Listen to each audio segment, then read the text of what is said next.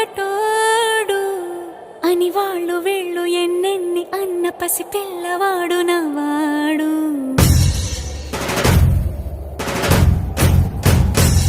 విడుముండోడు అని ఊరు వాడ అనుకున్న గాని మహారాజు నాకు నవ్వాడు.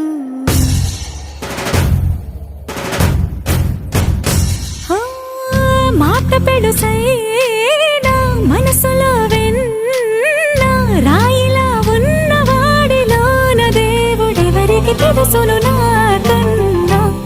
సూసేకి అగ్గిరవ్వ మాదిరే ఉంటాడు.